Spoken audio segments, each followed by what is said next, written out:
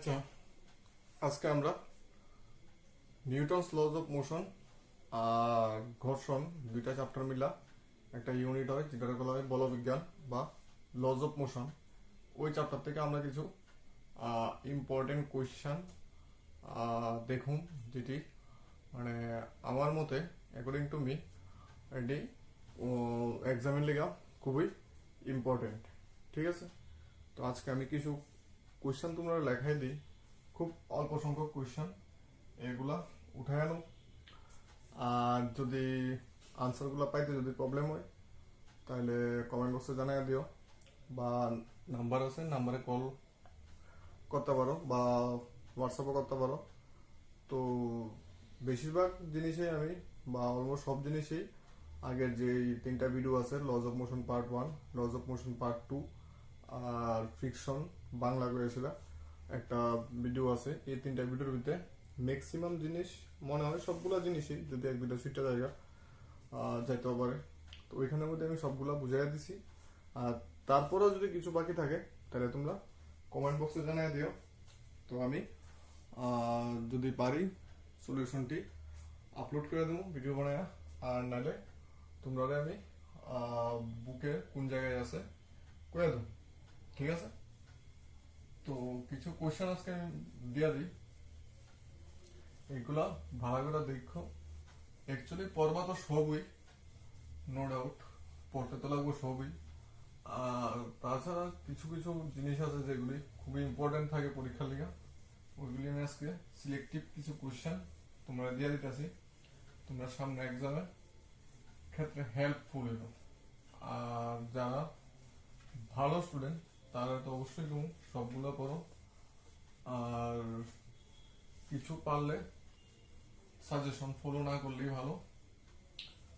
তবে দেখানো অনেকে ডিমান্ড সাজেশন দেন একটা, তো আমি দিয়ে দিতেছি। যেমন ধরো তোমাদের যে দুইটা চ্যাপ্টার থেকে আমার কাছে যে কোশ্চেনগুলো ইম্পর্টেন্ট লাগছে আর কি, এগুলো দেখো। প্রথম যেটা হলো, যেমন আমরা পড়ছিলাম কি সংঘর্ষ গুণাঙ্ক। সংঘর্ষ গুণাঙ্কটা কি আসলো? দুইটা বস্তুর কাছে আসার আপেক্ষিক বেগ আর সংঘর্ষের পরে দূরে যাওয়ার আপেক্ষিক বেগের অনুপাত। তো ওইখানের মধ্যে পূর্ণ স্থিতিস্থাপক সংঘর্ষ আসলো, পূর্ণ অস্থিতিস্থাপক সংঘর্ষ আসলো, আর আংশিক স্থিতিস্থাপক অথবা অস্থিতিস্থাপক সংঘর্ষ আসলো। তো প্রত্যেকটা সংঘর্ষের ক্ষেত্রে যে সংঘর্ষ গুণাঙ্কগুলা, ওই গুণাঙ্কের ভ্যালুগুলা খুবই ইম্পর্টেন্ট। তাহলে এখানে একটা কোশ্চেন লিখতে পারো শর্ট কোশ্চেনের জন্য, পূর্ণ স্থিতিস্থাপক কমা পূর্ণ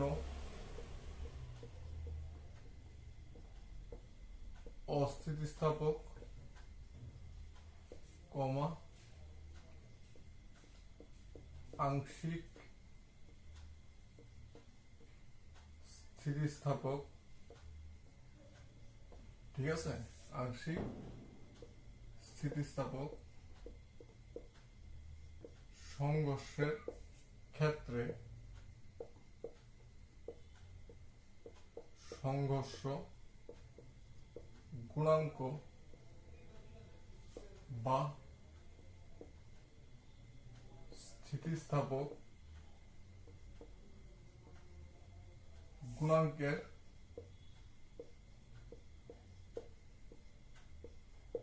মান কত? ঠিক আছে, পূর্ণ স্থিতিস্থাপক, পূর্ণ অস্থিতিস্থাপক, আংশিক স্থিতিস্থাপক সংঘর্ষের ক্ষেত্রে স্থিতিস্থাপক গুণাঙ্কের মান কত? তো পূর্ণ স্থিতিস্থাপকের ক্ষেত্রে E = 1, পূর্ণ অস্থিতিস্থাপকের ক্ষেত্রে E = 0, আর আংশিক স্থিতিস্থাপকের ক্ষেত্রে ভ্যালুটা ভেরি করে 0 থেকে 1 এর মধ্যে, মানে 0 > E > 1। ঠিক আছে, তো এটা একটা শর্ট কোশ্চেন আইতে পারে। তারপর যেমন আমরা দেখছিলাম কোশ্চেন নাম্বার 2, রকেট বা বিমানের কার্যনীতি, এটা আমরা পড়ছিলাম 2 মার্কের লিগা, তো ওইটাও দেখতে পারো 2 মার্কের লিগা, রকেট বা বিমানের কার্যনীতি। বা এটাতে যদি শর্ট কোশ্চেন দেয় তাহলে কইতে পারে যে রকেট বা বিমানের কার্যনীতি কোন নীতির উপর প্রতিষ্ঠিত। ঠিক আছে, এটার আনসার কি? এটা হইল রৈখিক ভরবেগের সংরক্ষণ নীতি। সংরক্ষণ নীতি। ঠিক আছে, রকেট বা বিমানের কার্যনীতি কোন নীতির উপর প্রতিষ্ঠিত? রকেট বা বিমানের কার্যনীতি রৈখিক ভরবেগের সংরক্ষণ নীতির উপর প্রতিষ্ঠিত। কেন? কারণটা হইতেছে কি, সেটা রকেট যখন লঞ্চ করে তখন, বা রকেট যখন উড়ে, বা জেট প্লেন যখন উড়ে, তখন সে কি করে, তার যে গ্যাস চেম্বার আছে ওই গ্যাস চেম্বার থেকে যখন চিকন পথে গ্যাসটা নির্গত হয় তখন গ্যাসটার উপর হেভি বল প্রয়োগ করে, বা তারে খুব বেশি ভেলোসিটিতে বা বেগে ধাক্কা দেয়। তার উল্টা ডাইরেকশনে সে প্রতিক্রিয়া বল পায়, প্রতিক্রিয়া বলের দ্বারা তারও ভরবেগ বাড়ে। মানে রকেটটার গ্যাসের নিচের দিকে যে ভরবেগে ধাক্কা দেয় ওই ভরবেগটাই রকেটটা পায়। তার মানে এটা ভরবেগের সংরক্ষণ নীতির উপর প্রতিষ্ঠিত। ঠিক আছে, রকেট বা জেটের কার্যনীতি কোন নীতির উপর প্রতিষ্ঠিত? রৈখিক ভরবেগের সংরক্ষণ নীতি। কোয়েশ্চেন নাম্বার 3 কি হতে পারে? কোয়েশ্চেন নাম্বার 3 হতে পারে তোমার ঘর্ষণ গুণাঙ্কের মান। ঘর্ষণ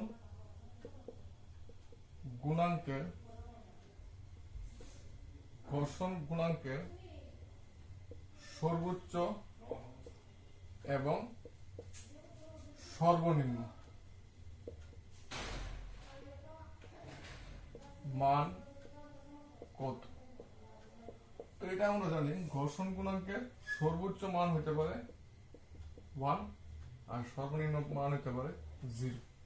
যখন সারফেসটা পুরো ফ্রিকশনলেস থাকে, মানে মসৃণ থাকে, তখন ঘর্ষণ গুণাঙ্কের মান হয় 0, আর যখন এটা পুরো অমসৃণ থাকে তখন হয় এটা মান 1।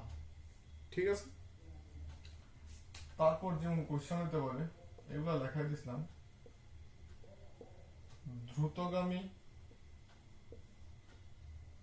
যানের বা রকেটের বা গাড়ির আকার ধাররেখ করা হয় কেন?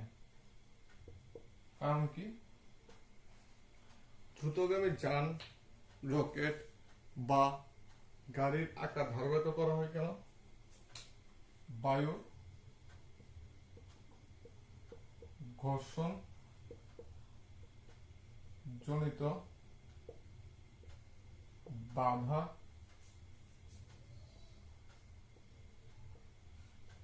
প্রতিহত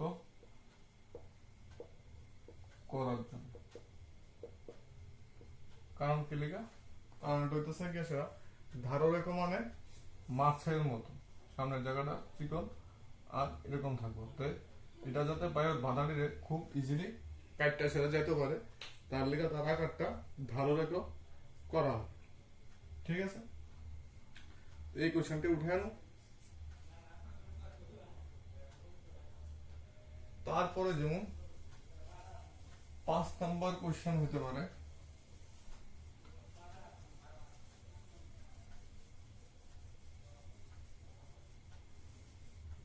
তোমার চল ঘর্ষণ আর আবর্ত ঘর্ষণের মধ্যে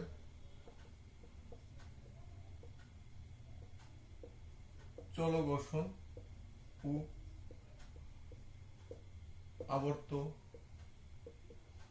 ঘর্ষণের মধ্যে কোনটি বেশি? এটা তো আমরা জানি চল ঘর্ষণের মান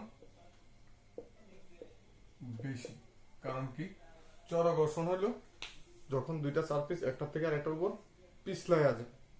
আবর্ত ঘর্ষণ হইলো যখন একটা আরেকটার উপর রোল করে আছে। তো রোল করার ক্ষেত্রে বলটা কম লাগে, আর পিছলে যখন আমরা নিই তখন বলটা বেশি লাগে। যেমন একটা সিলিন্ডারে যদি আমরা টাইম না নিই তাহলে বল বেশি লাগে, কিন্তু আমরা দুইটারে রোল করে নিই তুলনামূলক বলটা কম লাগে। তার মানে চল ঘর্ষণের মান হয় বেশি, আবর্ত ঘর্ষণের মান হয় কম। তারপর এটার মধ্যে আরেকটা কোয়েশ্চেন হতে পারে, বল বেয়ারিং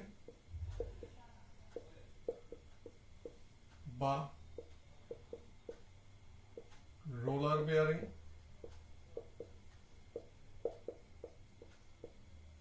কেন ব্যবহার করা হয়? কারণ কি? সিম্পল কথায় আনসার দিবা, ঘর্ষণ কমানোর জন্য। ঠিক আছে, বল বেয়ারিং বা রোলার বেয়ারিং তো আমরা চিনি। বেয়ারিং মানে যেটা একটা চাকের মতো থাকে, এটা ঘুরে। তো এটা কি করে, এটা কেন ব্যবহার করা হয়? ঘর্ষণ কমানোর জন্য। ঠিক আছে, তাহলে বল বেয়ারিং বা রোলার বেয়ারিং কেন ব্যবহার করা হয়? ঘর্ষণ কমানোর জন্য বা ঘর্ষণজনিত বাধা রোধ করার জন্য। ঠিক আছে, উঠানো।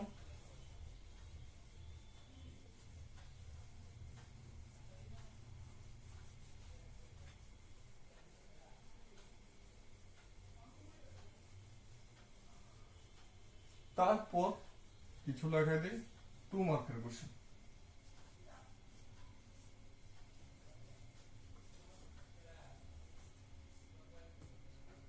মার্ক 2।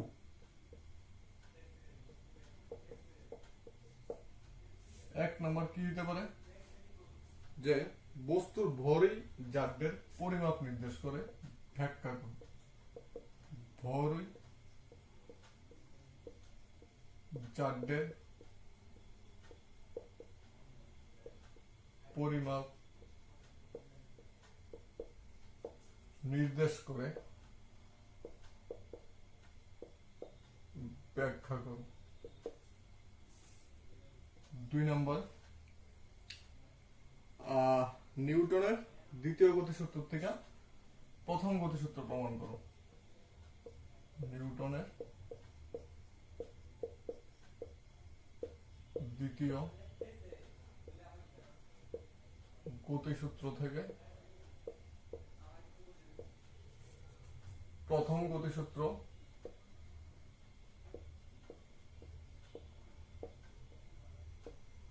প্রমাণ করো। ঠিক আছে, প্রথমটার আনসার কি দিবা, বস্তুর ভরে জাড্যের পরিমাপ নির্দেশ করে। জাড্য কি? প্রথম কথা হচ্ছে জাড্য হইল স্থির বস্তুর স্থির থাকার ধর্ম, আর গতিশীল বস্তুর গতিশীল থাকার ধর্ম। তো দেখা যায় যে বস্তুটার ভর বেশি ওইটার স্থির থাকা বা গতিশীল থাকার প্রবণতাটা বেশি, তার মানে তার জাড্যটা বেশি। উদাহরণ কি দিবা, যেমন একটা বুকরে যদি আমরা টেবিল থেকে সরাইতাম চাই, তাইলে আমরা যে বল প্রয়োগ করতে লাগে, এখন যদি আমরা একটা খাটরে বা টেবিলটারই সরাইতাম যাই, আমরা তুলনামূলক বেশি বল লাগবে। তার মানে কি, খাট বা টেবিলটা বুকের তুলনায় সে স্থির থাকতে চাইতেছে বেশি, তার মানে তার স্থিতিজাড্য বেশি। কারণ কি, তার ভরটা বেশি। গতিজাড্যের উদাহরণ কি দিবা, সমবেগে ধাবমান বা সমবেগে চলমান একটা ট্রাক আর একটা বাইসাইকেলে থামাইতে আমরা ট্রাকের ক্ষেত্রে বেশি বল প্রয়োগ করতে লাগে। কারণ কি, ট্রাকটা বেশি পরিমাণ গতিজাড্য নিয়ে চলতেছে, মানে সে গতিশীল থাকতো বেশি চাইতেছে, তার লিগে আমরা ট্রাকের ক্ষেত্রে বেশি বল প্রয়োগ করতে লাগতেছে। আর সাইকেল তুলনামূলক কম চাইতেছে গতিশীল থাকার লিগা, তাই আমরা সাইকেলটারে ইজিলি থামাই লেতাম পারি। ঠিক আছে, এটা হলো বস্তুর ভরে জাড্যের পরিমাপ নির্দেশ করে, এটা আনসার। নিউটনের দ্বিতীয় গতিসূত্র থেকে প্রথম গতিসূত্র প্রমাণ করতে।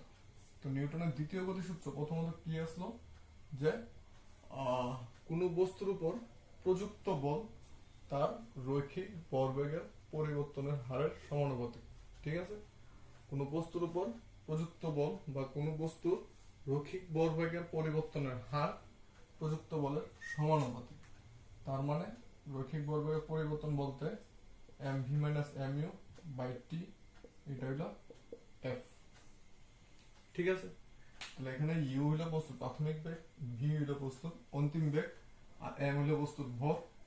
ঠিক আছে, f হলো প্রযুক্ত বল, t হলো টাইম। তো এই ক্ষেত্রে যদি আমরা f ইকুয়ালস টু 0 করি, যদি f ইকুয়ালস টু 0 হয় তাহলে mv minus mu by t equals to 0, তার মানে mv minus mu equals to 0, তার মানে mv ইকুয়ালস টু mu, তার মানে v ইকুয়ালস টু u। তার মানে বস্তুর অন্তিম বেগ আর প্রাথমিক বেগ ইকুয়াল হইব। আর এটা কোন সময় সম্ভব? যখন বস্তু সমবেগে গতিশীল হবে। তার মানে বাইরের থেকে যদি কোনো বস্তু কোনো বল প্রয়োগ করা না হয়, মানে f ইকুয়াল টু 0, তাহলে যে বস্তু রেস্টে আছে, মানে যদি তার ইউটা 0 হয়, ভিটাও 0 হইব, যেটা স্থির অবস্থায় আছে ওইটা সবসময় স্থির অবস্থায় থাকবো, আর যেটা গতিশীল আছে এটা সর্বদা সমবেগে গতিশীল থাকবো। এটাই হলো তোমার প্রথম সূত্র। তার মানে আমরা নিউটনের দ্বিতীয় গতিসূত্র থেকে প্রথম গতিসূত্র প্রমাণ করে দিলাম। ঠিক আছে, তারপর আরেকটা জিনিস আমরা আলোচনা করছিলাম, এটা বোঝানোর সময় আমি করে দিয়েছিলাম যে খুবই ইম্পর্টেন্ট, বলের ঘাত ও ঘাত বলের মধ্যে পার্থক্য লিখ। ঠিক আছে, বলের ঘাত আর ঘাত বলের মধ্যে পার্থক্য। তারপর বলতে পারো যে দেখাও যে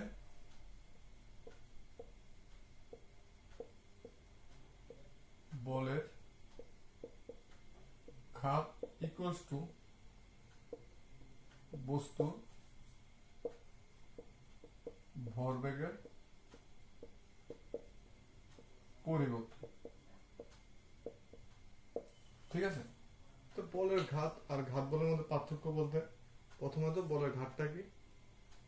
বলের ঘাত হলো তোমার বৃহৎ মানের বল যখন অল্প সময়ের লেগে কোনো বস্তুর উপর প্রয়োগ হইব তখন এটা কইব ঘাত বল। আর বলের ঘাত হইল তোমার বল আর সময়ের গুণফল। মানে কোনো একটা নির্দিষ্ট বল যদি কিছু সময় ধরে কোনো বস্তুর উপর কাজ করে, তাইলে ওই বল আর সময়কালের গুণফলের করা হয় বলের ঘাত। আর ঘাত বল মানে বৃহৎ মানের বল অল্প সময়ের লেগে যখন কোনো বস্তুর উপর কাজ করব তখন তারে কইব বলের ঘাত বল। যেমন ঘাত বলের উদাহরণ কি? ফুটবলে লাথি মারা, ব্যাটে বলে আঘাত, হাতুড়া দিয়ে পেরেক ঢুকানো। আর বলের ঘাত কি? বল ইন্টু সরণ, মানে কিছু সময় ধরে ধরো তুমি কোনো কিছু সময় ধরে বল প্রয়োগ করে একটা সাইকেলে সমবেগে রাখছো, এটা হলো তোমার বলের ঘাত। তো বলের ঘাত যেটা আছে এটা আমি কি কইছি? I equals to F into T। ঠিক আছে, তো নিউটনের দ্বিতীয় গতিসূত্র কি আসলো? নিউটনের দ্বিতীয় গতিসূত্র আসলো F equals to mv minus mu by t। বজ্র গুণন করে দাও, তাহলে F into T equals to mv minus mu, R F into T কি? I equals to mv minus mu। ঠিক আছে, তার মানে বলের ঘাত ইকুয়ালস টু ভরবেগের পরিবর্তন। ভি হইল তোমার অন্তিম বেগ, ইউ হইল প্রাথমিক বেগ, তাহলে এমভি হইব অন্তিম ভরবেগ, এমইউ হইব প্রাথমিক ভরবেগ, তাহলে এমভি মাইনাস এমইউ কি হইব? ভরবেগের পরিবর্তন। তো এটা কি হলো? বলের ঘাত। তাহলে আমি প্রুফ করে দিলাম বলের ঘাত ইকুয়ালস টু ভরবেগের পরিবর্তন। ঠিক আছে,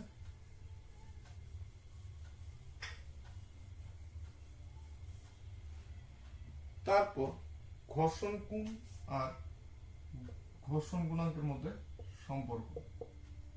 ঘর্ষণ কোণ এবং ঘর্ষণ গুণাঙ্কের মধ্যে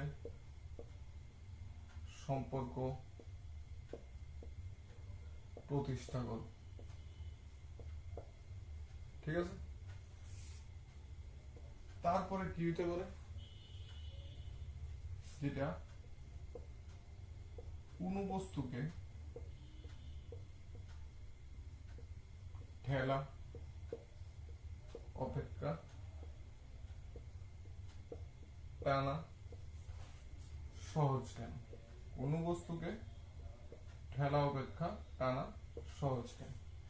ঠিক আছে, তো প্রথমে আমরা দেখি ঘর্ষণ কোণ আর ঘর্ষণ গুণাঙ্কের মধ্যে সম্পর্কটা। এটা সবাই জানো, খুব ছোট্ট একটা সম্পর্ক, কোনো প্রবলেম নাই, ভেজাল নাই।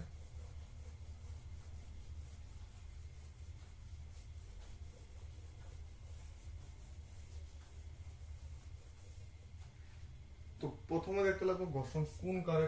ঘর্ষণ কোণ হইতেছে কি, সে এখানে একটা তল নিলাম, তার মধ্যে একটা ব্লক রাখলাম। ব্লকটার এদিকে যদি আমরা পি বল প্রয়োগ করি তাহলে ঘর্ষণ বল এদিকে কাজ করব, আর লম্ব প্রতিক্রিয়া এদিকে কাজ করব, কারণ বস্তু ওজন নিচের দিকে কাজ করবে। ঠিক আছে, ঘর্ষণ কোণ হইল ঘর্ষণ বল আর লম্ব প্রতিক্রিয়া লব্ধি, এই দুইটা বলে লব্ধি লম্ব প্রতিক্রিয়ার সাথে যে কোণটা করে তারে কোয়া হয় ঘর্ষণ কোণ। ঠিক আছে, ঘর্ষণ বল আর লম্ব প্রতিক্রিয়া লব্ধি লম্ব প্রতিক্রিয়ার সাথে যে কোণ করে তাকে বলা হয় ঘর্ষণ কোণ। ঠিক আছে, তো এটার প্রমাণটা করতে গেলে সিম্পল, এটা যোগ করে দাও, এটা যোগ করে দাও, এটা নাম দাও এ বি সি ডি।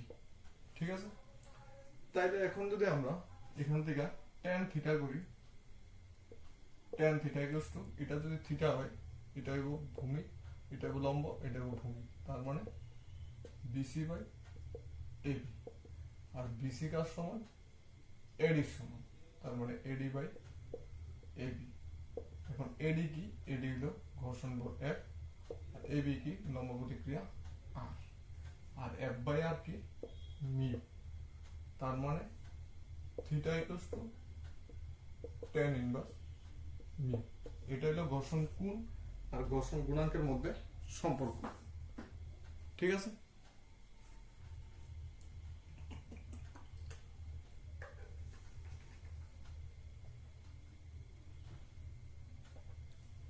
তারপর হইতেছে তোমার কোন বস্তুর ঠেলা অপেক্ষা টানা সহজ কেন। দেখো, কোন একটা বস্তুর যদি আমরা ধাক্কা দিই এরকম ভাবে, তাহলে হের বলের দুইটা উপাংশ থাকবো। আমরা যদি দেখো এদিকে ধাক্কা দিই, ধরো এটা থিটা, হেরে এদিকের একটা উপাংশ থাকবো এইচ, এদিকের একটা উপাংশ থাকবো ভি। তো ভি যেটা আছে এটা নিচের দিকে কাজ করবো, তার মানে বস্তুর ওজনটাও নিচের দিকে কাজ করবো।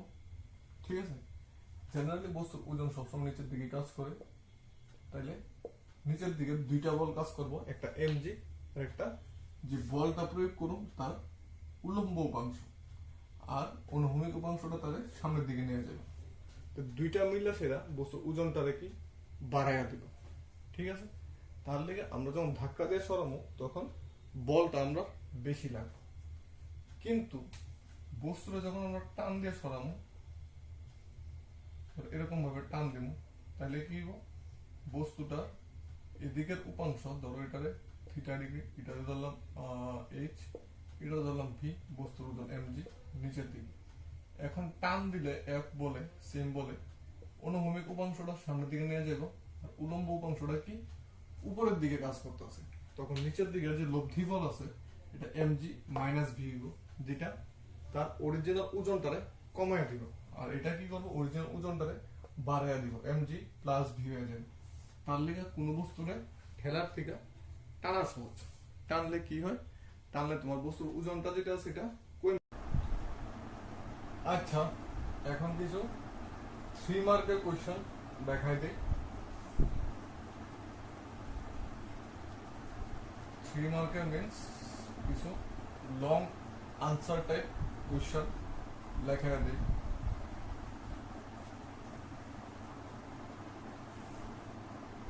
দেখো প্রথমত হইল আমরা মার্ক 3 কোশ্চেন নাম্বার 1 টানা রিক্সা ত্বরণ নির্ণয় করো। বইয়ের মধ্যে সুন্দর করে দেওয়া আছে, যে কোনো বই, ঠিক আছে। টানা রিক্সা ত্বরণ নির্ণয় করো বা ত্বরণের রাশিমালা নির্ণয় করো, বুঝা গেছে? তো দেখো কেমনে বার করো। টানা রিক্সা বলতে ধরো একটা লোক, আমি আগেও বুঝাই দিয়েছিলাম, এটা হলো রিক্সা মালগাড়ি, আর একটা লোক এইদিকে বল প্রয়োগ করতেছে মাটির উপর, সে প্রতিক্রিয়া বল এফ পাইব, ঠিক আছে। আর এই দড়িটা লুকটারে টানতেছে টি বলে, লুকটাও টানতেছে টি বলে। এই লুকটা অনুভূমিক উপাংশ এইচ আর উলম্ব উপাংশ ভি, এটার ঘর্ষণ বল এফ, ঠিক আছে। আর রিক্সার বগির মাস এম আর লুকটার মাস স্মল, রিক্সার মাস ক্যাপিটাল এম, লুকটার মাস স্মল, ঠিক আছে। এখন দেখো লুকটা কোন সময় সামনের দিকে যাবে, যখন এই এইচটা টিপ দীঘা বেশি, ঠিক আছে, তখন লুকটা সামনের দিকে যাবে। যদি দুইটা সাধারণ ত্বরণ এ হয় তাইলে এইচ মাইনাস টি মানে সামনের দিকে বল ইকুয়ালস টু কি হইব, ভর ইন্টু ত্বরণ মানে লুকের ভর ইন্টু লুকের ত্বরণ, ঠিক আছে। এখন যদি রিক্সাটা কোন সময় সামনের দিকে যাব, যখন তোমার রিক্সার টানটা ঘর্ষণ বল থেকে বেশি হইব, তার মানে এদিকে লব্ধি বল কি হইব, টি মাইনাস, কারণ টি বল এদিকে কাজ করতেছে আর বল এদিকে, তার মধ্যে টি বল বেশি হলে কত বেশি, টি মাইনাস। এটা ইকুয়ালস টু কি হবে, বল মাইনাস বল মানে বল ইকুয়ালস টু ভর ইনটু ত্বরণ। এই দুইটা যদি আমরা যোগ করি টি টি কাটা যাব, h minus f equals to capital M plus small m n, তার মানে a equals to h minus f by m plus n। এটা হলো টানা রিক্সার গতির ত্বরণের রাশিমালা, ঠিক আছে। বইয়ের মধ্যে সুন্দর করে লেখা আছে, লেখাগুলো খুব সুন্দর করে লিখবা, তাইলে ফুল মার্কস পাইলে, ঠিক আছে। তারপরে যে কোশ্চেনটা হতে পারে এটা হলো তোমার রৈখিক ভরবেগের সংরক্ষণ সূত্র লিখো এবং ব্যাখ্যা করো, ঠিক আছে। রৈখিক ভরবেগের সংরক্ষণ সূত্রটি লিখো এবং ব্যাখ্যা করো। কোশ্চেন নাম্বার 2,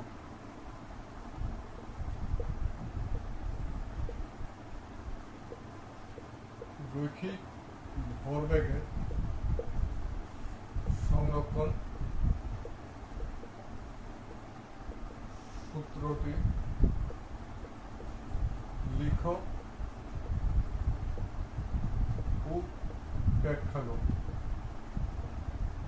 রৈখিক ভরবেগের সংরক্ষণ সূত্রটা কি আসলো, বাইরের থেকে যদি কোনো বল প্রয়োগ করা না হয় তাইলে দুইটা বস্তু পারস্পরিক সংঘর্ষের আগে বা পারস্পরিক সংঘর্ষের পূর্বে যে টোটাল ভরবেগ আছে ওইটা সংঘর্ষের পরের টোটাল ভরবেগের সাথে ইকুয়াল হইব, ঠিক আছে।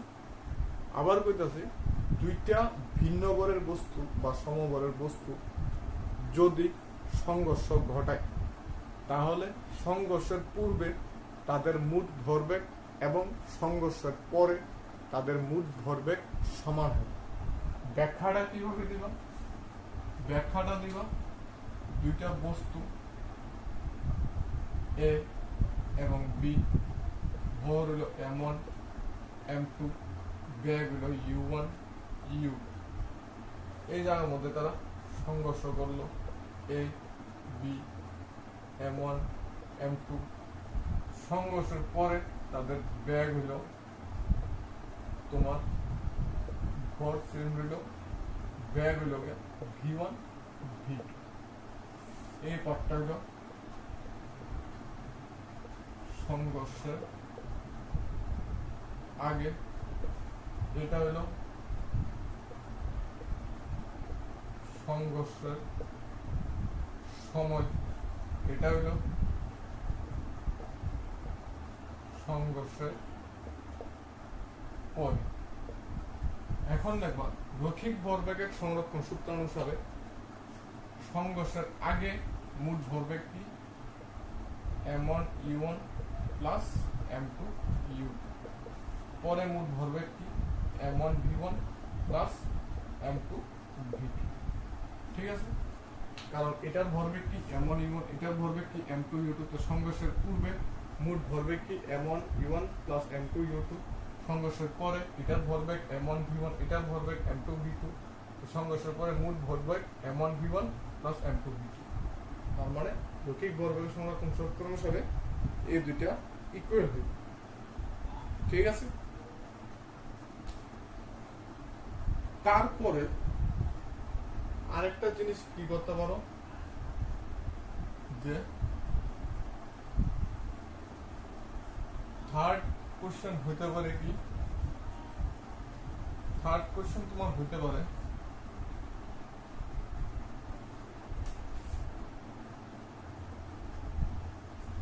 ঘর্ষণের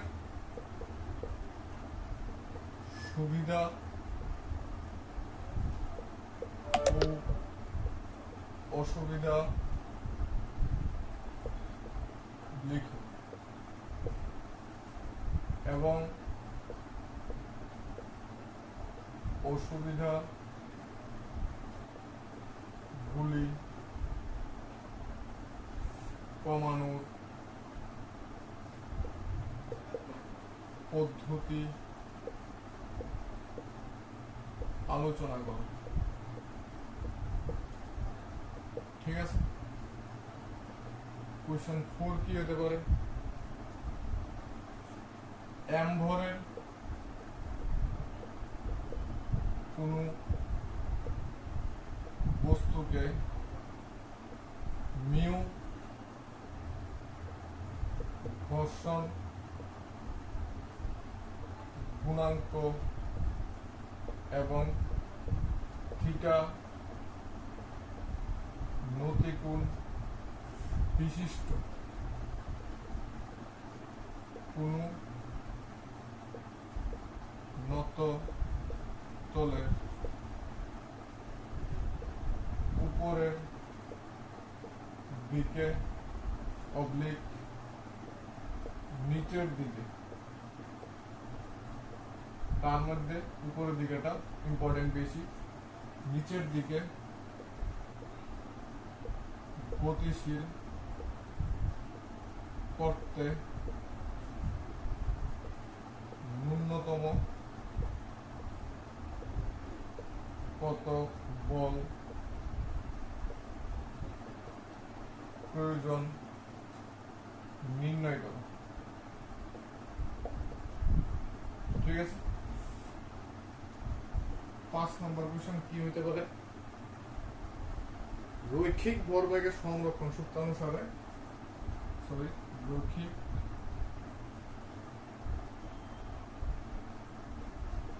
ভরবেগের সংরক্ষণ সূত্র থেকে রৈখিক ভরবেগের সংরক্ষণ সূত্র থেকে নিউটনের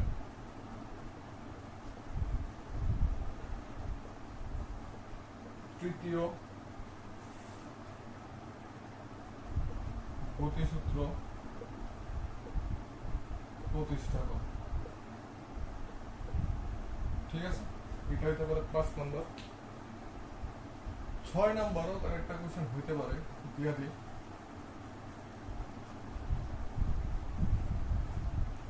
যে দেখাও যে পূর্ণ স্থিতিস্থাপক সংঘর্ষের ক্ষেত্রে দেখাও যে পূর্ণ স্থিতিস্থাপক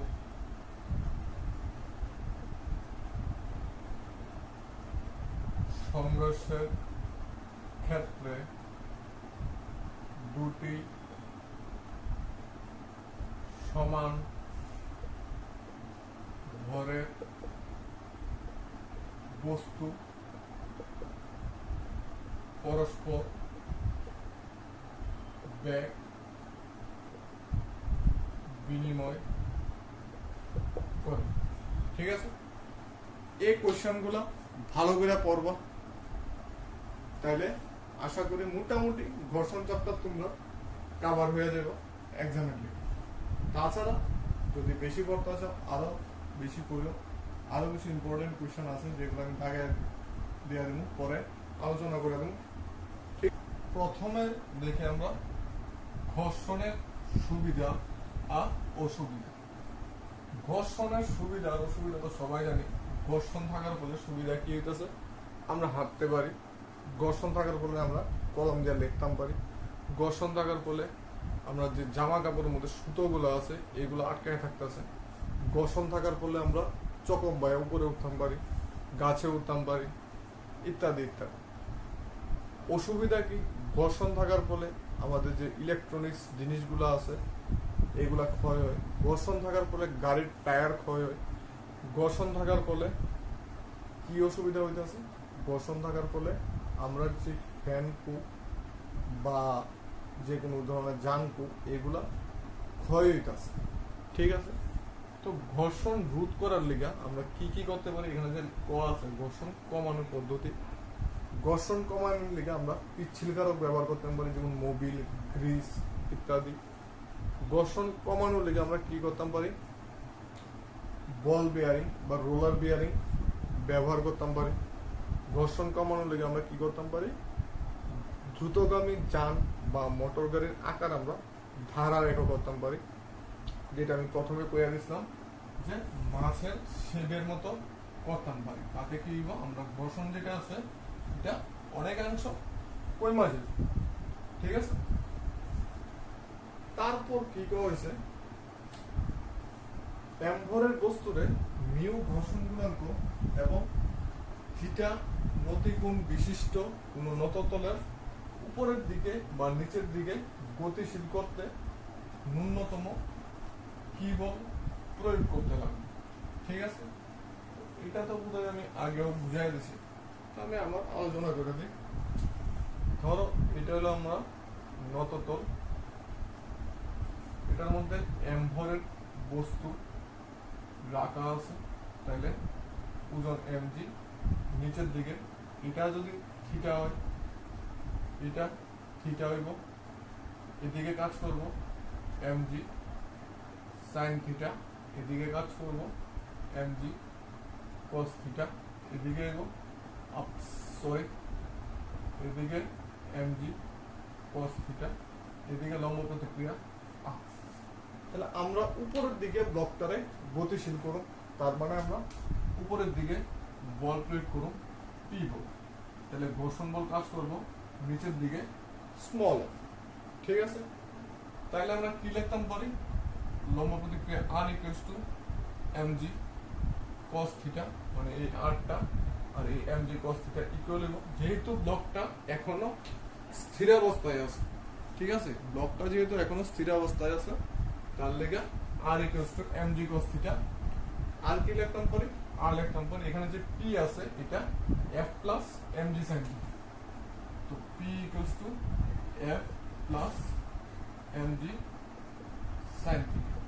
এখন f এর জায়গায় কি লিখতাম পারি, mu r plus mg sin theta. আর কি পাইছি, mu mg cos theta plus mg sin theta. এখান থেকে যদি mg কমন নেই তাহলে mu cos theta plus sin theta. তার মানে এই ন্যূনতম বলটা আমরা দরকার ব্লকটারে উপরের দিকে গতিশীল করবে। ঠিক আছে, তারপরে হইল রৈখিক ভরবেগের সংরক্ষণ সূত্র থেকে নিউটনের তৃতীয় গতিসূত্রটা প্রমাণ করতে। রৈখিক ভরবেগের সংরক্ষণ সূত্র থেকে নিউটনের তৃতীয় গতিসূত্র প্রমাণ করতে। তো রৈখিক ভরবেগের সংরক্ষণ সূত্রটা আমি আগে দেখাই দিলাম। এখান থেকে আমরা তৃতীয় সূত্র কিভাবে আনবো, সেম আগের মতো চিত্র আঁকবো। A D M1 M2 U1 U2, এটা হলো ঘর্ষণের সময়, এটা হলো ঘর্ষণের পরে। M1 M2 V1 V2 A B। এখন হে যদি হের উপর F বল প্রয়োগ করে, তাহলে হেও হের উপর F ড্যাশ বল প্রয়োগ করে। ঠিক আছে, তো এই রৈখিক ভরবেগের সংরক্ষণ সূত্র থেকে আমরা দেখাবো যে F আর F ড্যাশ ইকুয়াল আর অপোজিট, মানে কি ক্রিয়া আর প্রতিক্রিয়া পরস্পর সমান আর বিপরীত। তো এখানে দেখো, তো হে যদি হের উপর ঘাত বল প্রয়োগ করে, সংঘর্ষের সময় ঘাত বল প্রয়োগ হয়, আর সংঘর্ষের ধরলাম টি সময়ের লেগে হয়েছে, খুব অল্প সময় টি লেগে হয়েছে, তাহলে হে হের উপর যে ঘাত বলটা প্রয়োগ করব, এটার ভ্যালু কি হইব F ইন্টু টি। হে হের উপরে যে ঘাত বল প্রয়োগ করব, এটা হইব F ড্যাশ ইন্টু টি। ঠিক আছে, তো এই বস্তু ভরবেগের পরিবর্তন কি হইব, প্রথমে আসলো M1 U1, এরপরে হইছে M1 V1, এটা হচ্ছে ভরবেগের পরিবর্তন। আর নিউটনের দ্বিতীয় গতিসূত্র কি আসলো, ভরবেগের পরিবর্তনের হার হইতাছে প্রযুক্ত বলের সমান। তার মানে F ইন্টু টি যেটা হইতাছে, এটা হইতাছে M1 U1 minus M1 V1। ঠিক আছে, বা আমরা যদি কই রৈখিক ভরবেগের সংরক্ষণ সূত্র থেকে পাই M1 U1 plus M2 U2 equals to M1 V1 plus M2 V2। এখন আমি কি করি, M1 U1 minus M1 V1 equals to M2 V2 minus M2 U। M1 যদি কমন নেই, বা এখানে যদি আমি লেখি দুই দিকে টি দিয়া ডিভাইড করি, ঠিক আছে, দুই দিকে টি দিয়া ডিভাইড করুন, তাহলে M1 U1 minus M1 V1 by T equals to, মাইনাসটা কমন নেই, তাহলে আইব M2 U2 minus M2 V2 by T. এটা হলো ভরবেগের পরিবর্তনের হার, এটা হলো ভরবেগের পরিবর্তনের হার, এটা হলো প্রথম বস্তুর ভরবেগের পরিবর্তনের হার মানে F, দ্বিতীয় বস্তুর ভরবেগের পরিবর্তনের হার মানে F ড্যাশ। তাহলে আমরা কি পাইছি, F equal to minus of F dash. তার মানে ক্রিয়া আর প্রতিক্রিয়া পরস্পর সমান ও বিপরীত। ঠিক আছে, এগুলো দরকার নাই, এগুলো প্লেটলি হয়ে যাব। ঠিক আছে, তাহলে এখান থেকে তোমরা ভরবেগের সংরক্ষণ সূত্র থেকে নিউটনের তৃতীয় গতিসূত্র প্রমাণ হয়ে গেল। ঠিক আছে,